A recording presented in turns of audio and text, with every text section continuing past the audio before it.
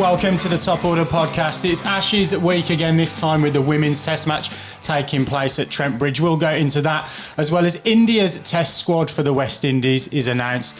The Lord's Test build-up. World Cup Qualifiers, Logan Van Beek 30 off 1 over. We're going to squeeze some New Zealand news into this podcast somehow. We'll also talk a little bit of White Ferns, and we might get to Michael Bracewell this week as well. All coming up on the Top Order podcast. Stay tuned. Well, can I just start by issuing a formal apology for cutting Stu off? I wasn't in, it might have been in the last podcast, but certainly I did cut him off. We had Michael Bracewell on the agenda, and I got all excited about something. I can't remember what it was, probably about talking about the Ashes, and I cut you off. So, Stuart, I issue a formal, full apology. Acknowledged. Don't worry, there's plenty of New Zealand content this week. I can jam some more in. Okay. Well, and here was me thinking you were about to apologise for giving me shit for missing the intro 3 times last week. And you were perfect. Nailing it first time this week. You were perfect. Yep. Well, look, let's get into the pod. Look, I think there's a lot going on in the cricketing world. When we probably broke last week after that test match, we I think had planned Hall of Fame content and some other bits and pieces this week, but lots going on. Hot off the presses as well, not even making it into the Slack intro, was the fact the World Cup fixtures are out as well. Literally just been announced over the course of the last couple of hours or so. Opening fixture, for those of you that are interested, is the 5th of October. Also known as my birthday, and it's England versus New Zealand. I did hear that was going to be the first fixture of the World Cup, and India play Australia on the 8th, so that's covered. I guess the teams around this table. Still, obviously, the qualifying situation to figure out, which we'll come on to a little bit later on. We do obviously want to talk some Ashes. We've had, I guess, a classic test at Trent Bridge for the women's Ashes, which we'll come on to. But first, probably a week or so ago, news broke that India have announced their test squad for the West Indies. Looks a little bit like some, I don't know, punitive damages for Pujara. He's been axed after his World Test Championship final performance, but rewards for IPL performances with Jaiswal and Gaikwad both getting into the squad as well. And looks like one of them's probably going to slot into that order. I'm not sure exactly where, but thoughts on that squad? They've rested a couple as well, so it's not like they're picking their first choice squad to go to the West Indies, is it? I don't think. Well, and they have a lot out as well with Pant, Iyer, Bumrah, and who else is on my notes here? KL Rahul as well. So a bit of damage to the batting there. But I think it's an all right squad. They're clearly looking ahead 2 years, at the World Test Championship as a whole. And I think it's exciting having those guys in there. Maybe a slightly different brand of cricket too. Yeah, well, I did have to just change my notes because I assumed we were going to start with New Zealander Logan Van Beek, when we were talking, seeing as we're a New Zealand podcast and all, but I assume you're going to segue us back then quite nicely after. We'll do it right at the end, I think. Yeah, okay. We'll start in the Northern Hemisphere and get to the Southern Hemisphere. We're a global cricket podcast. I guess we are. We're big in Canada this week, in fact, if you look at the stats. So, fantastic, anyway. Fantastic. That's good to know. But I also had a similar thing, because I know there's been some outrage about Pujara and, him essentially being the scapegoat for the World Test Championship failure, I guess, if you want to be that harsh. There's 2 good teams in that test match, and only one of them's come away with the win. But obviously India gets the most scrutiny because they're a massive cricketing nation, and it's been a while since they've won a tournament. But I think I had a very similar thing to you, Raj, in that basically the squad suggests they're looking to the next World Test Championship final, and they're going, okay, well, who's going to be there in that time? And people like Jaiswal and Gaikwad, they're going to be the important players at that time. We know if we look at New Zealand and the last 12 months has been for New Zealand, it's been everyone kind of complaining, going, why is New Zealand not succession planning and doing all these kind of things? New Zealand probably doesn't have the depth necessarily to do that. India does, and we're about to see if that depth can actually deliver on the big stage. Do you think the inclusion of those 2 guys, you mentioned it, I think that points to the brand of cricket that they might want to play? I guess for me, there's just a little bit of a disconnect in they've kept KS Barrett in the squad, who averages about 20 odd, isn't, I don't think, going to sort of play in that explosive way like certainly like a Rishabh Pant or Kishan. It seems strange that kind of their first choice would be Pant. You go onto your depth chart and it doesn't seem like an exact replacement. But then Jaiswal and Gaikwad, for me, signal that they, I'm not going to say they're going to mirror Bazball, but it seems as if they might be going for that more positive top order play rather than the traditional stodgy number 3. Yeah, I mean, that's effectively what they've done is they've swapped out styles. But I still think there's room for a player like that in an Indian lineup. I mean, we saw Dravid be that guy for many, many years for India, and they batted 4 or 5 world-class stroke makers around him. Lots of nations have done that to a very high standard. I just go back to his last 10 bats. He's got 300s. I mean, 3 of them are playing county cricket in England. Pujara, to be fair, yeah. So in his last 10 bats, he's got a 77, 136, and 151, and 115.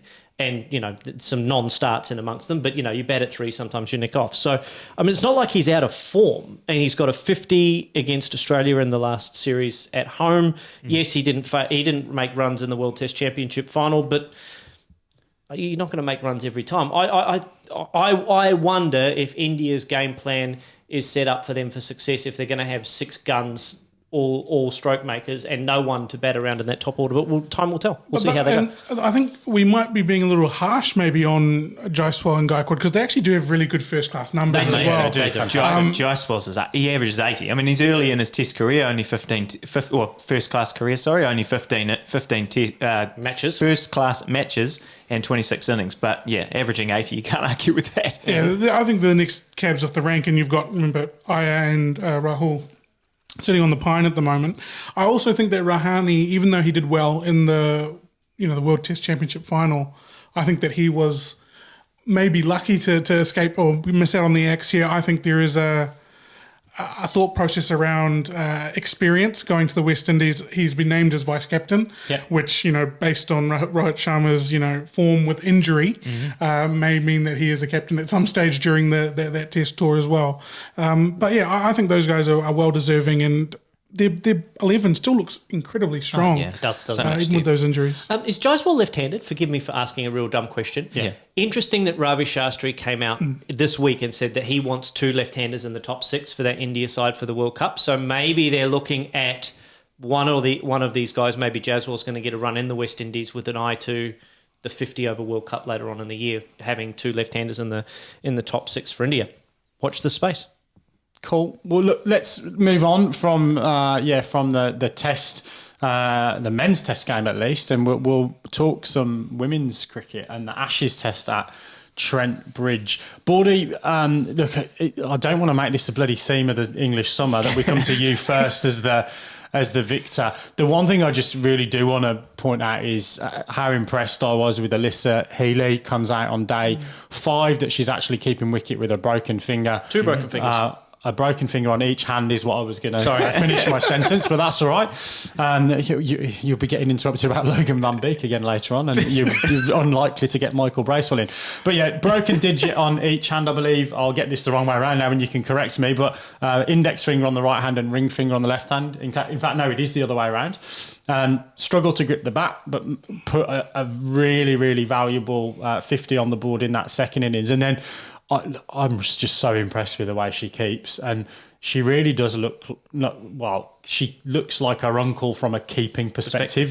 She's not got the double chin and whatnot, but certainly with the Kookaburra gloves and stance and setup, etc. She's a brilliant wicket keeper. She really is. A soft focus on the lens, and you turn the stump mic off, and you could be looking at Ian. I don't know. You need to turn the stump mic off. There's plenty of chatter from there's plenty of ordinary chat. That's for sure. It's cleaner in that there's less swearing and fewer references to Mars bars on a good length. But this test was incredible. Like if you just have a look at the highlights of this test match, you've got a 99 from Elise Perry. Annabel Sutherland makes 137 and Sophie Ecclestone bowls 46 overs and takes 5 wickets. That's in the first innings. Australia make 470. Tammy Beaumont then sets records and makes 208 for England in the second innings. Ash Gardner takes 499 and Australia sneak by with like a 10-run advantage. And it looks like it's going to be a draw from here, like 470 plays 460. There are roads in Australia that are less well put together than the one at Trent Bridge if you look at the scores in the first innings.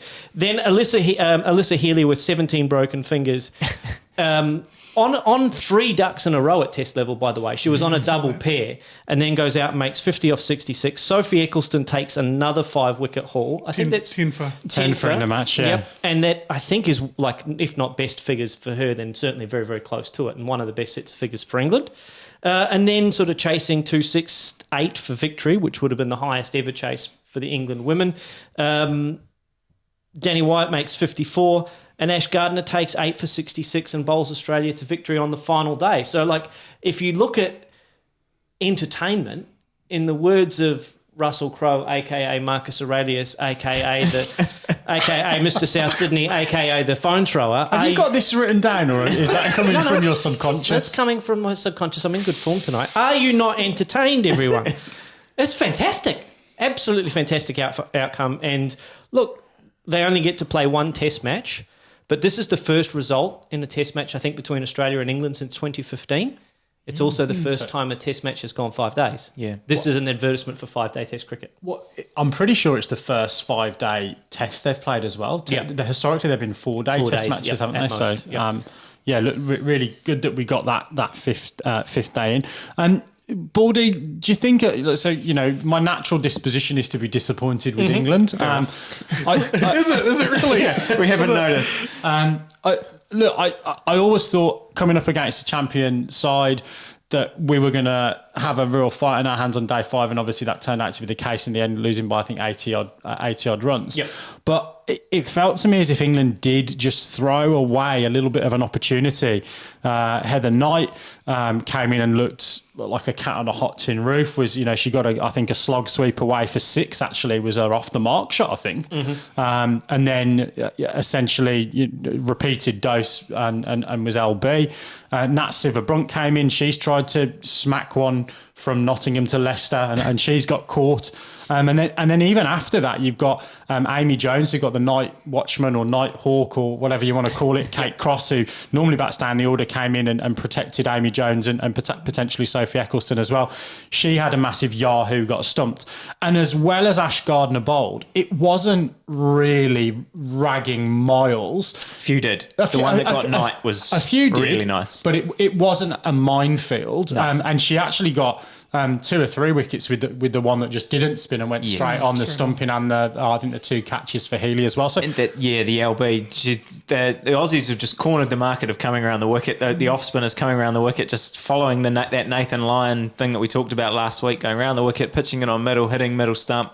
Really nice. But I guess my question is that a bit of a disservice on England, and it's actually more around the Australian performance, or did you at any stage have a little bit of worry in that chase? Oh, when Tammy Beaumont made 208, I thought this was going to be a really, really interesting test match, and I thought if Tammy Beaumont gets anywhere near going in the second innings, like 257 or 260 was in a lot of trouble. I actually think a major turning point in that match was actually the start of the 3rd innings, the partnership that Mooney and Phoebe Litchfield put in. Yeah. Phoebe Litchfield is actually my star of this match. I know she didn't have the same returns as a few of the others in this game, but she looked really good, and she's going to be around for She's a 20. long time. She is a really, really good player. I mean, she burst onto the scene in the WBBL a few years ago as a 15, 16-year-old. She is a serious cricketer. Keeps wicket as well, I think.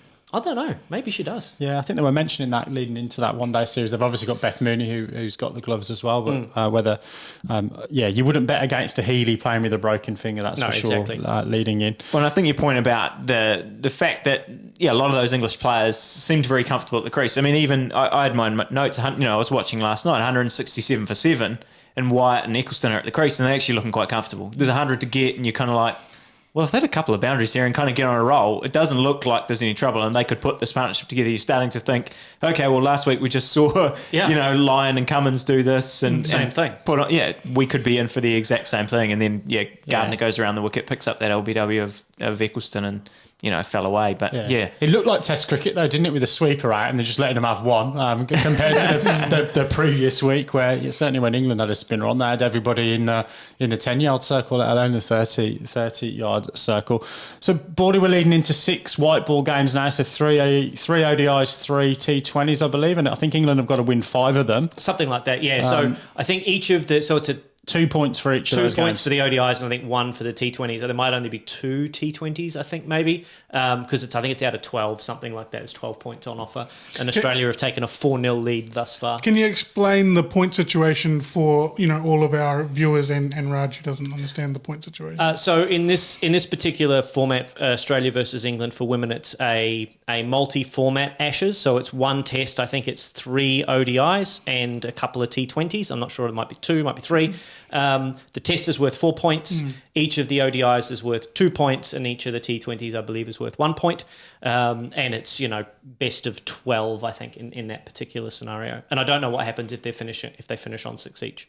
Yeah, so it is 3 of each, Baldy. Oh, so three of yeah, each, 3 so T20s finishing at Lords, and then 4, 10, so 13 points on offer. And then 3 ODIs finishing at Taunton, which is normally a pretty good pace. A pretty good place to bat, and also spin as well. So that's Jack Leach's home ground. So that's coming thick and fast. And I think we were talking off air. It's really good how the ECB have scheduled these games so that we've got this continuous flow of Ashes cricket. Just constant Ashes, isn't it? Yeah, Brilliant. I mean, we're here. We've got to talk about a little bit about the off-field stuff that's been happening in the men's Ashes this week. A lot of the banter, I guess, that we saw from both players and commentators and anyone who wants to stick their oar in has just continued and maybe even escalated this week. Ollie Robinson obviously still public enemy number 1 in Australia, and everyone in Australia kind of chiming in, but England just doubling down on all of their comments. Zak Crawley predicting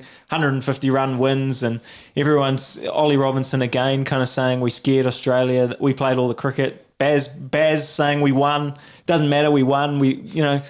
How are you guys feeling about all this? Like, I guess from an English point of view, this feels very un-English cricket-like to be now sort of the ones sort of calling out Australia and goading them really to kind of.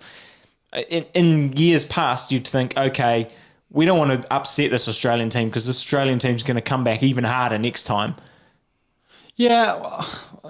I think there's been a lot made of the chat, and I think if you look at the vast majority of it, and we talked about this just before we came on air. A lot of this is around Instagram clicks for these former players, and plugging their shitty breakfast radio shows in Australia. Michael Clark naming no names. So I think a lot of it is coming from. I think a little bit of clickbait in the media from the former players. I think if you listen to what's coming out of the two camps, that they actually get on pretty well. That they play a lot of franchise cricket together. I think particularly playing in the couple of COVID bubbles that they've done, they got to know each other pretty well. And I think some of these comments, I actually just like the fact that there's a little bit of honesty now in these media conferences. It's not, we'll take the positives out of the game and, we'll learn and we'll go on to next week and we'll dust ourselves off again and all that kind of stuff. They actually are talking like human beings. And look, Ollie Robinson's got previous, he went out, I think, as 12th man against India and started getting into Virat Kohli. So even when he's not playing, he wants to have a little bit of a word. I don't actually mind it. I think it just adds to the drama. What about for you, Baldy, coming out of the Aussie camp? You as the least aggressive Australian that I know. Pat Cummins is kind of taking the same sort of tack. It's just sort of water off a duck's back with him. He's talking a lot about playing at the tempo that they want to play, which I find very interesting from a vernacular point of view, how they want to play the game. What do you make of it? It's a long series. I mean, we're not going to know which technique is successful until we get to the end of the 3rd, 4th, 5th test, whatever it is, when the series is decided. All it really comes down to now is performance on the field. Glenn McGrath was famous for predicting that Australia would win 5-0 in every test match.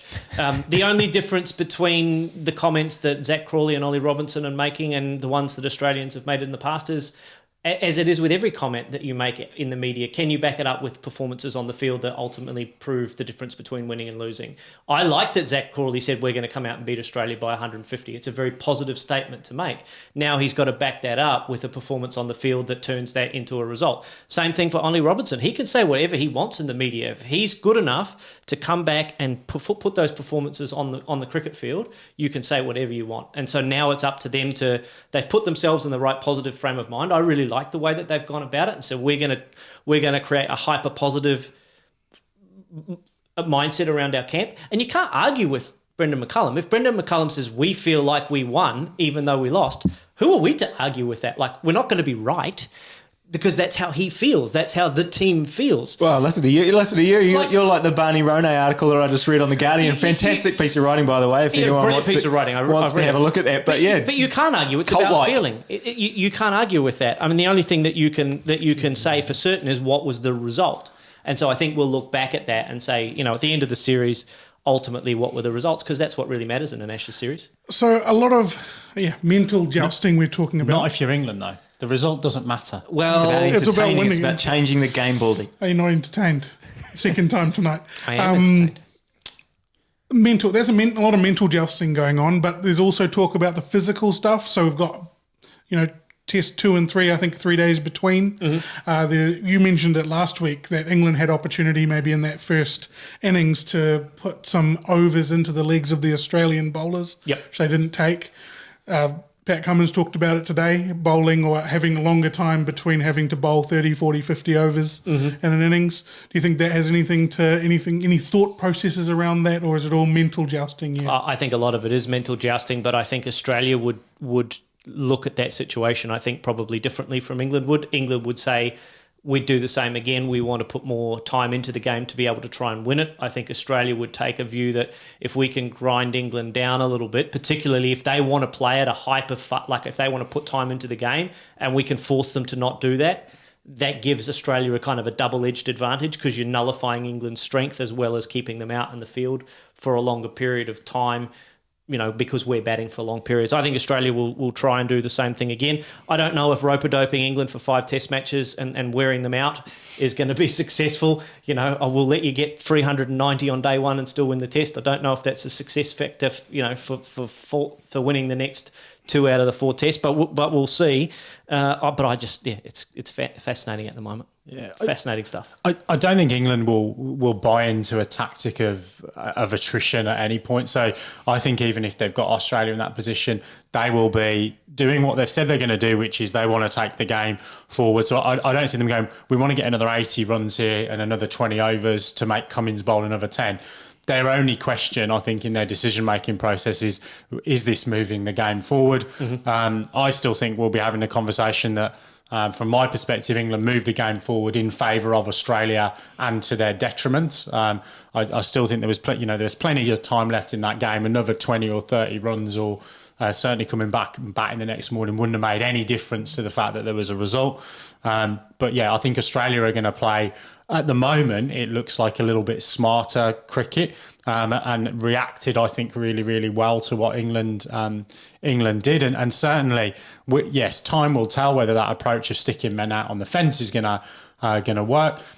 Lords is a pretty quick scoring ground. Headingley is a pretty quick scoring ground with the outfields there. So we'll see, whether that works. It's actually quite big square at Edgbaston, so I think I think they actually had that a little bit of a tactical advantage on those playing surfaces. So look, we'll see how it all goes. But Baldy, changes for Australia. It looks as if the Twitter sphere, at least. And, if paint on the outfield where the run-ups are being marked is anything to go by, it looks as if, Stark's been out there with the tape measure and checking which end he wants to bowl for. Do you see any changes for Australia?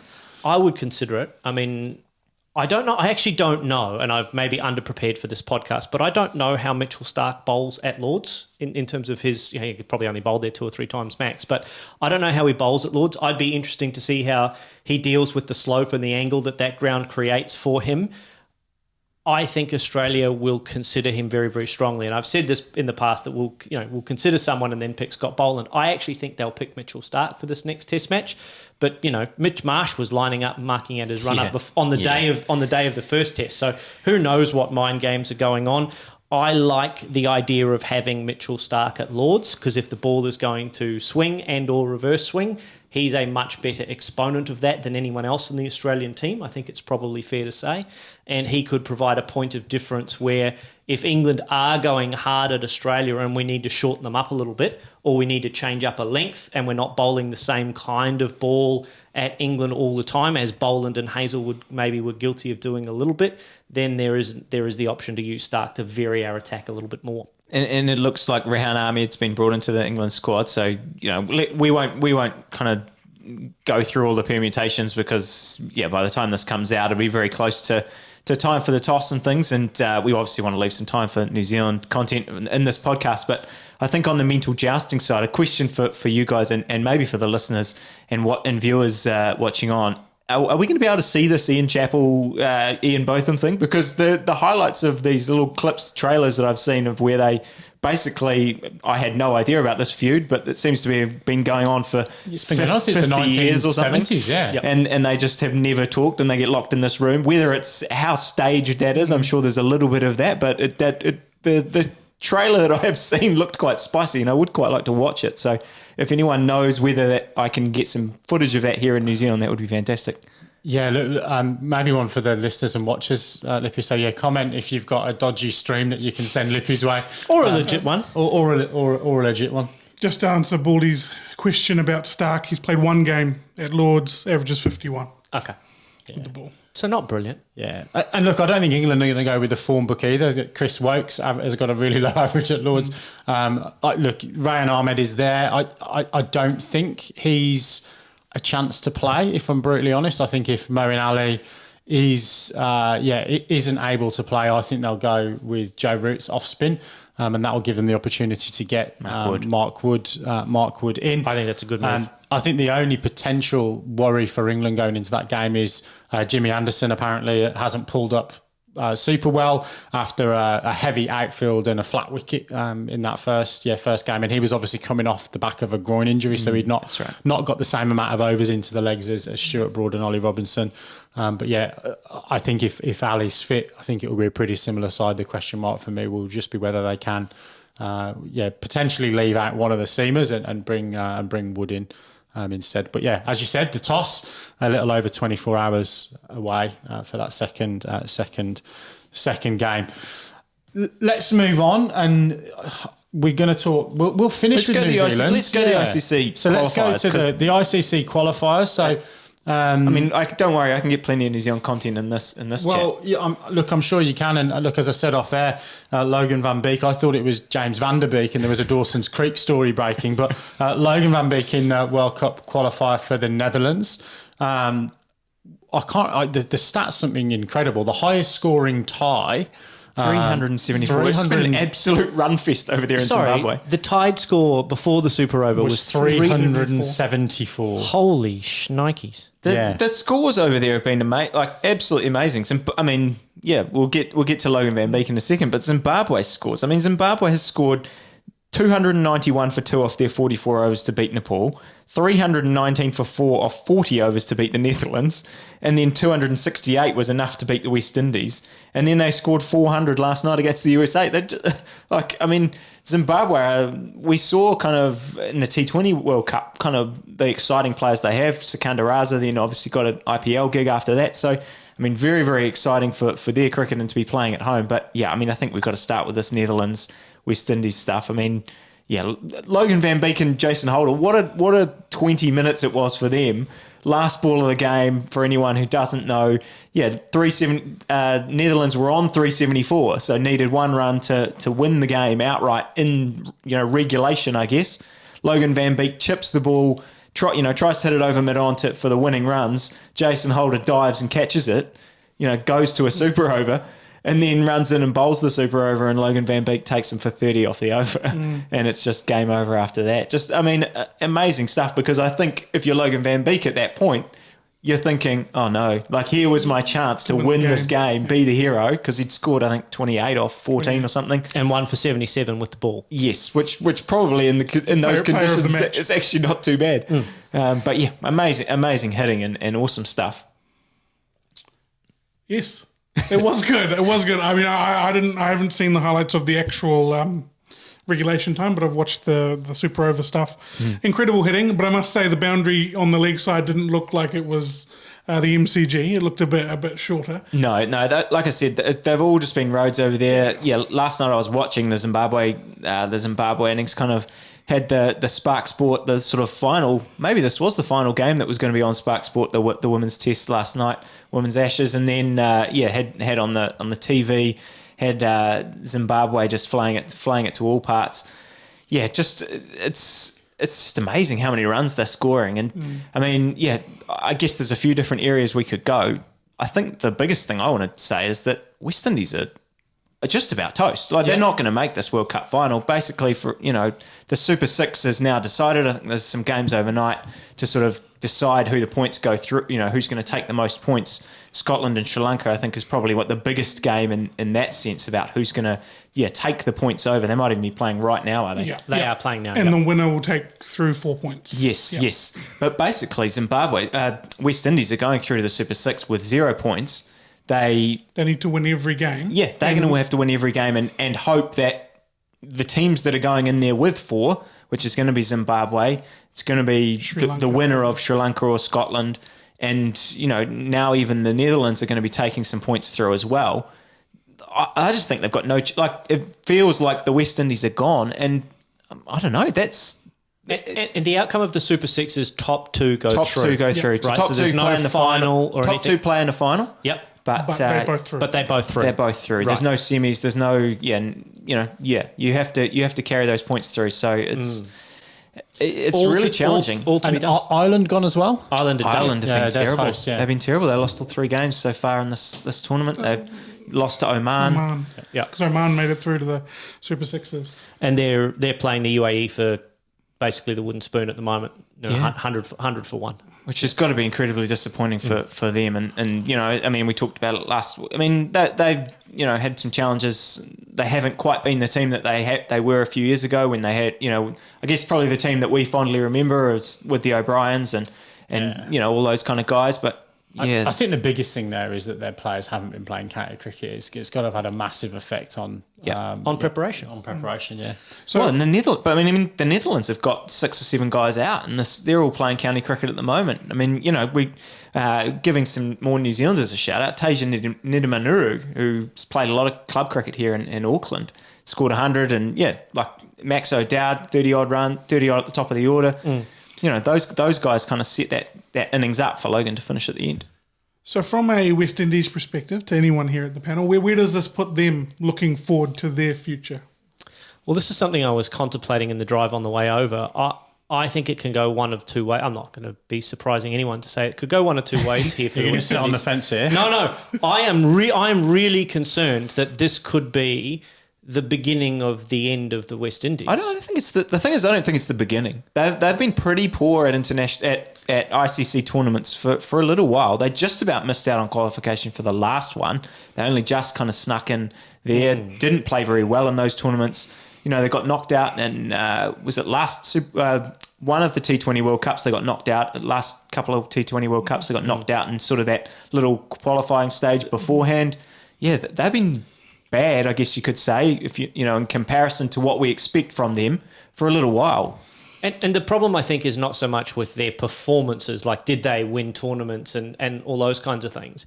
It's that they, for a very long time now, haven't been able to organise themselves to get their best players on the field when it matters most. And there are myriad reasons for that. The problem with not performing on the field then is there's also no incentive for those players to come back. There's no incentive for players to want to prioritise West Indian cricket over other forms of cricket. And so it's almost this self-perpetuating thing where West Indian cricket is poor because they can't get the right players, and they can't get the right players because they're poor, and there's this kind of circular reinforcement of mediocrity and poor performance. Did you want to ask me what I think about it? What do you think, Raj? Can I ask you, Raj, what you think about I'm it? glad you asked that. I actually have a bit more of a positive Thank spin you. on it. Please, just go to sort for of it. round it out. I actually think that, the West Indies has been a basket case of an administration for a while now. I think they have put a lot of steps in to fix that or, remediate that. They're making baby steps. I think the appointment of Darren Sammy as the head coach for the West Indies is actually a really good one. And his first comments that came out were, this is actually the state of West Indies cricket at the moment. He's actually being honest and going, looking at the team, the board, everything in the mirror and going, this is where we're at. We need to fix it. So I do think that it's a positive step, making that sort of comment and going, we need to fix it. And I think they will. I think they will get there. They've got the talent. It's just getting them all on the park at the same time. It's never been a question of talent, has it, for the West Indies? It's always been a question of can they get them all rallied around the same cause? Yeah, I think the issue is going to be, though, that they're now going to be in this qualifying hell leading into the big tournaments. And there aren't enough windows now for them to be able to get that availability of those players. In a way, I think it's probably... I'm going to use the word good, that you've got a bunch of players that are probably at the end of their international life, even if they were available. So, the likes of an Andre Russell, for example, Kieran Pollard's obviously retired reasonably recently. Yeah, you've got You've got a handful of players that probably still should be at the races that aren't. So I'm thinking of someone like an Evan Lewis, probably gets into this white ball side when he's on that level of form. But they've got the likes of Alzari Joseph, they've got the likes of Poran, they've got the likes of obviously Holder, Brooks, that are in and around that side. It's just really now they have to be able to get those 15 best guys together to qualify for the next one. Otherwise, I've got to say I'm with Baldy, even with the appointment of someone like Darren Sammy. If they go 2 or 3 years in the wilderness and their talent is off playing in, big franchise tournaments, I just wonder how they sustain the ability to then call those guys back up and make it compelling for them. And can I just say, I really hope that Raj is right and I'm wrong as here. well. I really hope that. I mean, because they've, like you say, they've got some fantastic cricketers. Throw Taz Chanderpaul in there from a Test opening perspective. Like, they've always got talented players.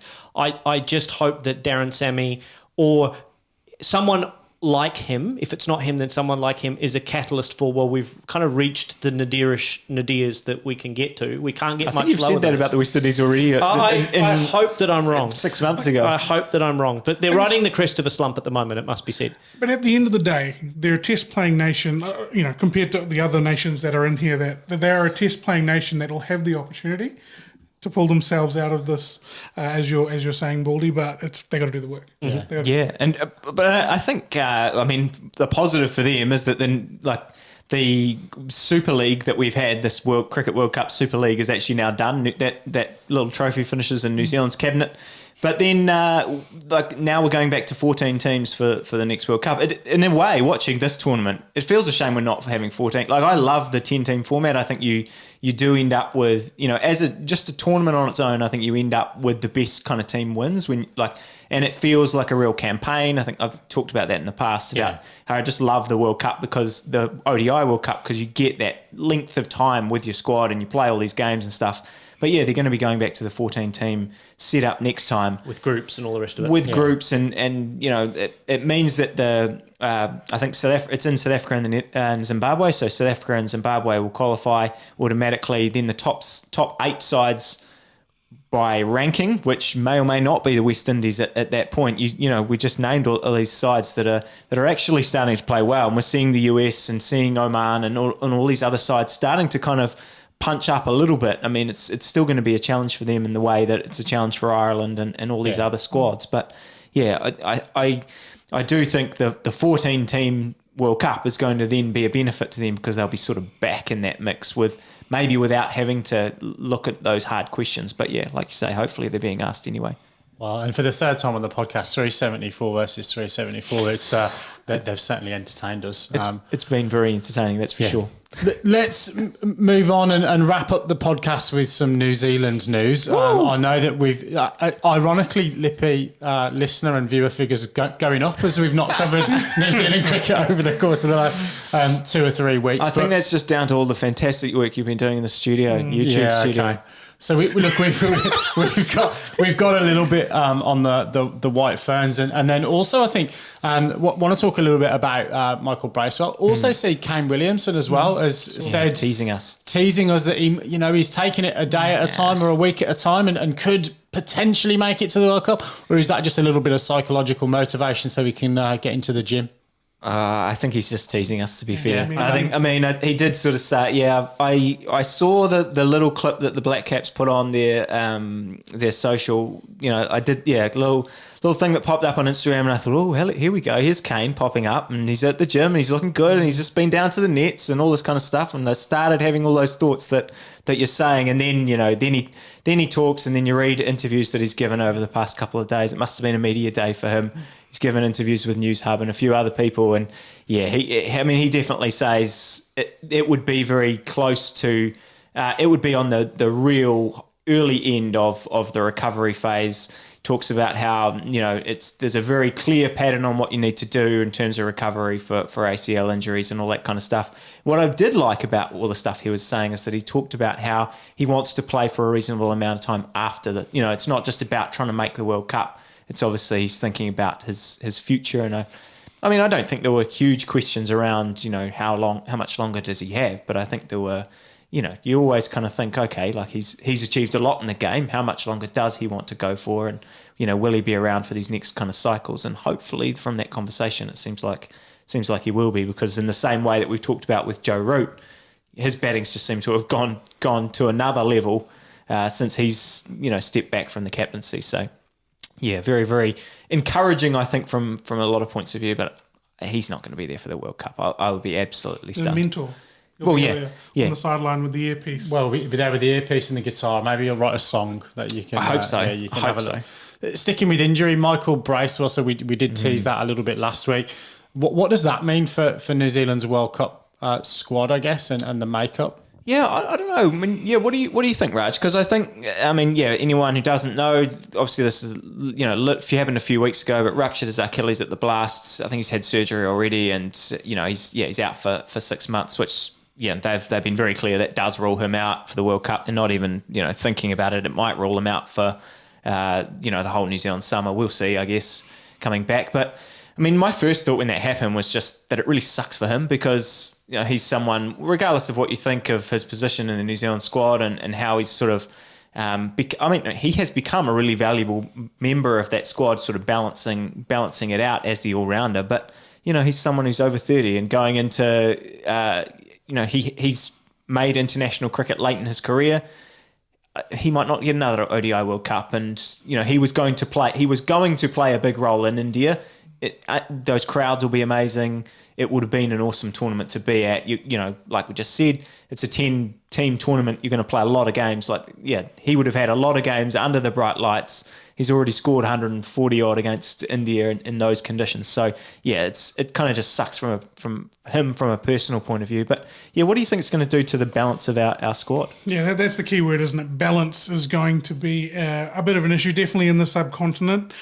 The fact that he's gone there and done it already is actually a big, mental sort of factor for me, that he's not going to be there. Puts a lot of pressure on the likes of Jimmy Neesham, Mitchell Santner, Rutchin. I don't know who actually. Chappie might be in that. Mark Chapman might be in that mix. So a lot of pressure on those guys who maybe haven't done it before, or have to play a role that they may not be happy with. Jimmy Neesham, I think that he'll fit in well. He seems to always rise to the occasion. And I think this could be one of those where he rises to the occasion. We're going to need some late order hitting. Yeah. Will Glenn Phillips be doing a lot of bowling in the nets at the moment, do you think? Well, I think it sounds like he always does a lot of bowling in the nets and always is keen to do a bit of stuff. I wonder if Mark Chapman's saying the same. Like you say, I think it probably opens the door for Jimmy Neesham. We had this conversation a few months ago, really, whether he was penciled into that squad or not, and I think he was fighting with the likes of Chapman, the likes of Rutchin, and all those kind of guys to whether he would be there, and maybe this now opens the door for him. The one question I had, I know we sort of talk a lot about this in World Cup in India, and thinking, my head goes immediately to the test pitches, and you think, okay, it's going to be turning and spin is going to play a big role. But the ODIs that I've seen there recently, they've been absolute roads. Is spin going to play as big a role as we actually think it's going to be? I mean, I know it does in the IPL and in the T20 game, but I started to wonder, actually, maybe we don't need to be thinking, you need 3 spinners in your lineup, or you probably just need smart bowlers.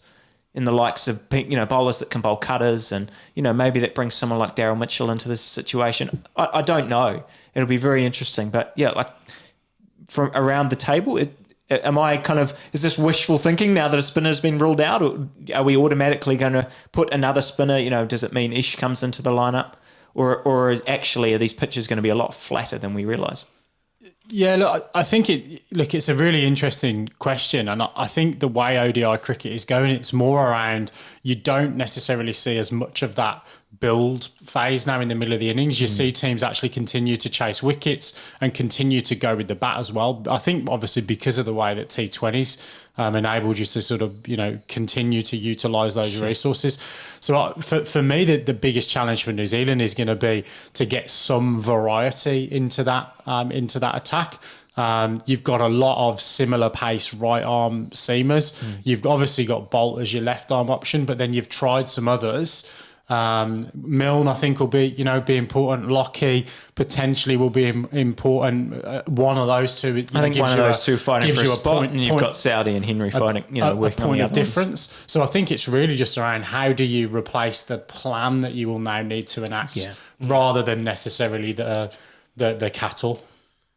So for me, just like momentum is a massive word in the IPL, I think degradation is the big word for this. That's F1, isn't it? Yes, it is, but also for the 2023 50 over World Cup. India, I think, are playing at 10 different venues. I believe they released in those fixtures. That was one of the big sticking points because Pakistan only wanted to pay at four or five. So they're at 5, they're I think. At 5, but I think they wanted 4. But yeah, so it's interesting how that sort of played out. I think degradation is going to be important.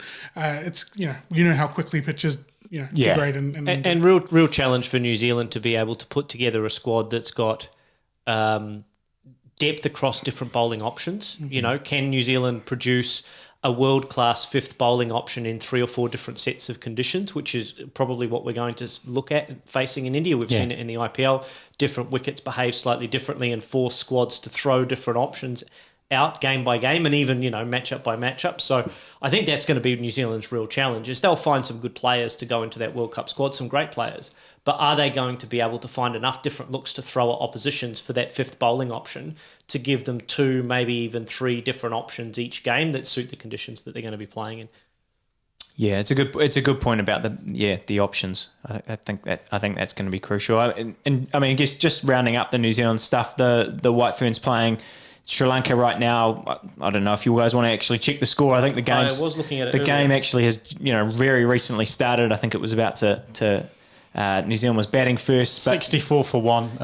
The game obviously over by the time you listen to this. So score update not super relevant. Not super relevant, but I think rain affected. Yeah, rain affected 29 overs. Down to 29 overs. But there's we'll probably talk about this more maybe next week in terms of what actually happens on this tour. But I mean, just cool to see the White Ferns over in Sri Lanka. I think not many of them the squad have been over there before, and I think on a couple of little White Ferns points. In that Jess Kerr was ruled out of this tour, and that opened the door for Lee Kasparek to come back, who is someone who has been sort of not even knocking on the door. Has been awesome. a notable omission in all the squads in recent times, and is now obviously the door has been opened for her to return, and we'll see how many opportunities she gets on this tour. But yeah, very, very good to see her back in the squad. Awesome. Well, guys, we will be back next week and every week for the next 5 or 6. We'll be wrapping up some Ashes cricket, leading into some more Ashes cricket, talking about the aftermath of the Cricket World Cup Qualifiers and the White Ferns, as well as any other cricketing action going on around the world. I'm sure there's some franchise stuff going on. But for now, it is good night and God bless from us all here in Auckland. We'll see you next week, where hopefully me and Baldy will still be talking after round 2 of WrestleMania 17. It's the Ashes coming up on the Top Order podcast over the next few weeks. We'll see you soon. Good night.